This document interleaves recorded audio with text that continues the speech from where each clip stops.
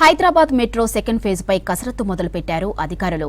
Part B రూట్లో metro MD NVS Reddy senior ఇంజనీర్లతో కలిసి పర్యవేక్షించారు. ఇక మేడ్చల్ శామీర్పేట మార్గాల్లో కారిడార్స్ కు అనువైన రూట్ల ఏర్పాటుపై విశ్లేషించారు.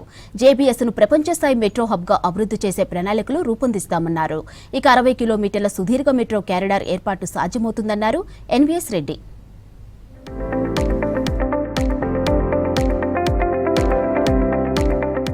హైదరాబాద్ మెట్రో రెండో దశలో మేడ్చల్ శామీర్పేట దిశగా సాగే కారిడార్లకు కొత్త రూపురేఖలు సంతరించుకోబోతున్నాయి.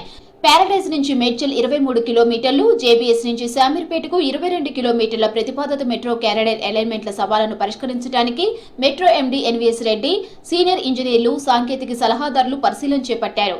ఈ రెండు కారిడార్ల ఏర్పాటులో ఇంజనీరింగ్ పరంగా ఎదురవుతున్న సంక్లిష్ట అంశాలను గుర్తించారు.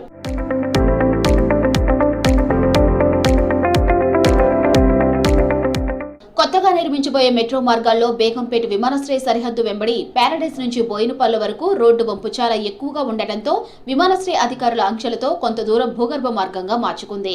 ఈ అలైన్మెంట్ ను బేగంపేట విమానాశ్రయం రన్వే క్రింద 600 మీటర్ల దూరం తీసుకువెళ్తుంది. దీంతో ఇంజనీరింగ్ పరంగా అనేక సమస్యలు తలెత్తే అవకాశం ఉంది. ఈ సమస్యలను విశ్లేషించి అనువైన మార్గానికి ప్రణాళికలు సిద్ధం చేస్తున్నారు మెట్రో అధికారులు.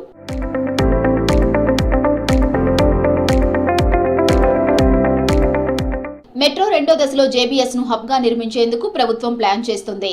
సీఎం రేవంత్ రెడ్డి సూచించిన ప్రకారం మేడ్చల్ శామీర్పేట్ కారిడార్ల స్టార్టింగ్ పాయింట్స్ ను జేబీఎస్ వద్ద కలపడం, కొంత దూరం వెళ్లిన తరువాత 2 కారిడార్లకు రూపొందించేలా అలైన్మెంట్స్ ను పరిశీలించారు మెట్రో అధికారులు.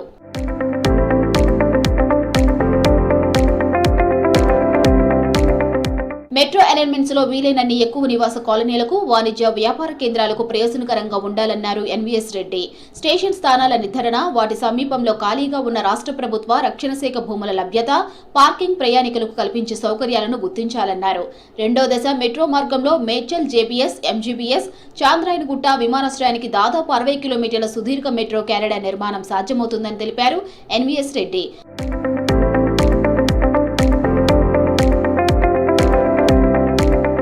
సీఎం సూచనల ప్రకారం జేబీఎస్ ను ప్రపంచ స్థాయి మెట్రో హబ్ గా అభివృద్ధి చేసేందుకు ప్రణాళికలు రూపొందిస్తున్నారు అధికారులు.